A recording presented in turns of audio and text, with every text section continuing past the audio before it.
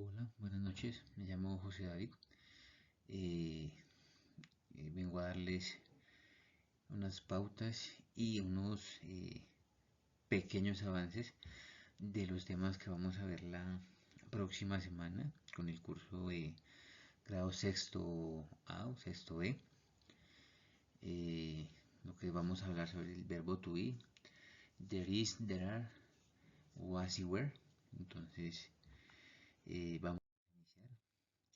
El was y were es el pasado del verbo to be. Entonces, para los pronombres I, he, she, it se utiliza was. Para los pronombres we, you, they se utiliza el were. Tengo esta tabla con varios ejemplos de cómo se utiliza en la forma afirmativa, forma negativa, forma interrogativa. Entonces, para que le tomen un pantallazo o le tomen una foto y lo tengan presente y guardado para la próxima clase poder iniciar como tal. Vamos a hablar también del presente continuos. Entonces yo hablo aquí algo que yo le digo amaréis, ¿sí? Entonces es am, are, is. Entonces para am corresponde el pronombre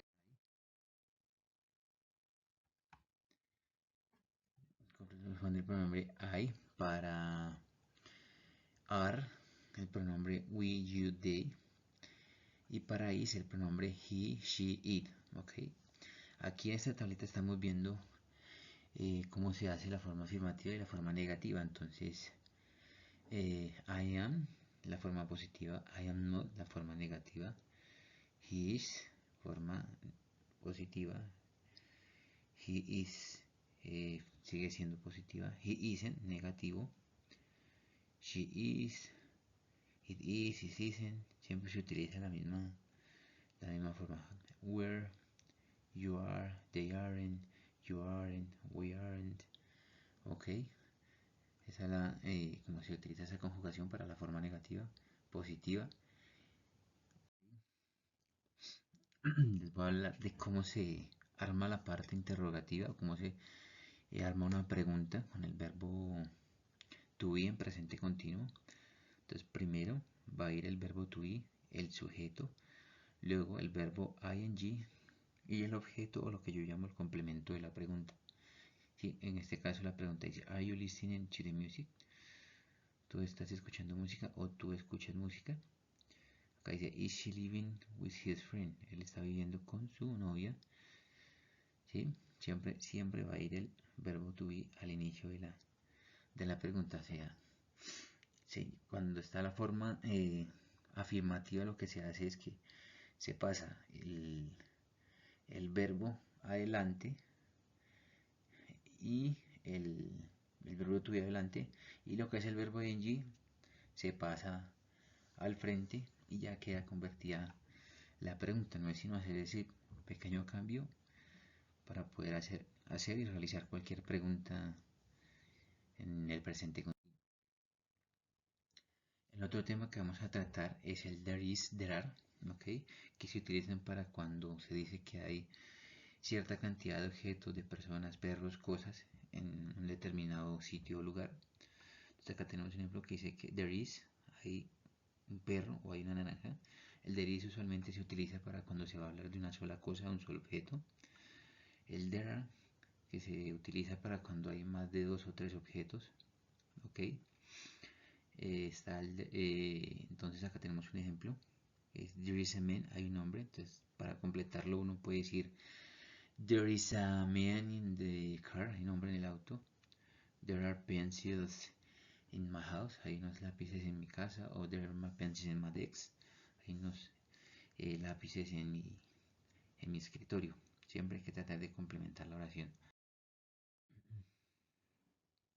La forma negativa del there is y there are dice que cuando se van a utilizar la negación con there is not, o there was not, o there will not be, se utilizan los sustantivos singular con el artículo indefinido a o an, ¿sí? Ya que solo puede haber una sola negación dentro de la oración, como en el siguiente ejemplo: There was a cat in our garden. No hay ningún gato en nuestro jardín, ¿sí? Una sola Negación, una sola artículo.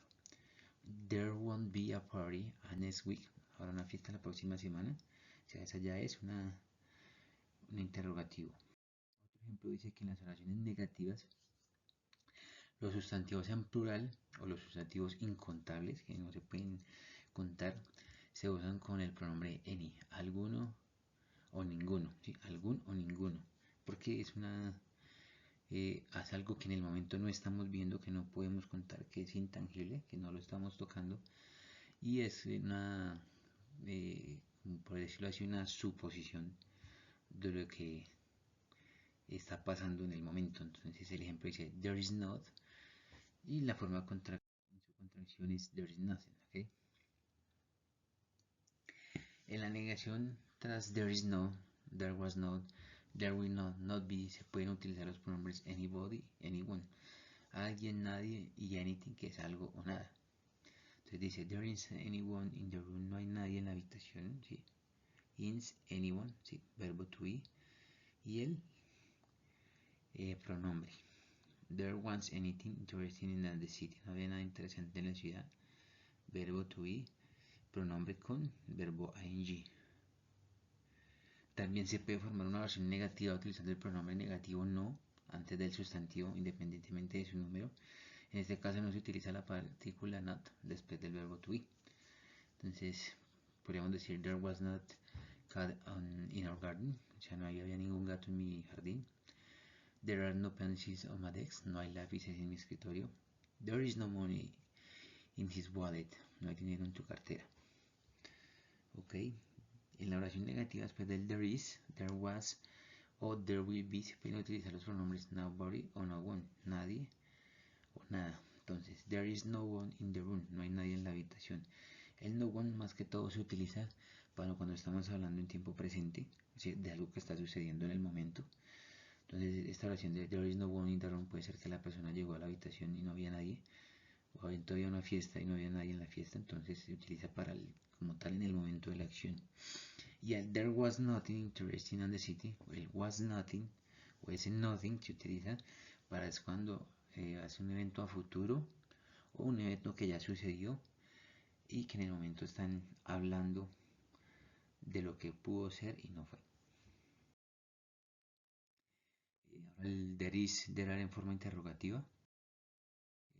Lo que decía yo, siempre va a ir el pronombre al inicio, el verbo to be, digo, al inicio de la pregunta. El there, que es eh, nuestro verbo, ¿sí? Y el complemento de la pregunta, que prácticamente es el sujeto que está realizando la acción. Hay un gato afuera. Is there a cat outside? Will there be a party next week? Ahora no existe la próxima semana. ¿Sí? Siempre la pregunta va a llevar al frente el verbo to be. Sea como sea la pregunta, el verbo to be siempre va a ir al inicio de la pregunta. Dice que en la pregunta es con los sustantivos en plural o incontables se utiliza el pronombre any, alguno cualquiera. Dice, were there any pencils on my desk? ¿Habrá o había algún lápiz en mi escritorio? Is there pay money in your pockets? ¿Hay algo de dinero en tus bolsillos? ¿Sí? Este es otra apunte que quiero que lo guarden, le tomen en su pantalla si lo tengan ahí presente. Dice, en las preguntas especiales la palabra interrogativa se coloca en primer lugar, seguida del orden de las palabras de una pregunta general. Después de las expresiones interrogativas how many, how much, sigue el sustantivo al que se refieren. Who is there in my room? Why are there so many people? ¿Por qué hay tantas personas? How much money is there in your wallet? ¿Cuánto dinero hay en tu cartera? ¿Sí? Siempre va por delante el verbo to be. ¿Vale? Muchas gracias, nos vemos en la próxima clase y que tengan un excelente día.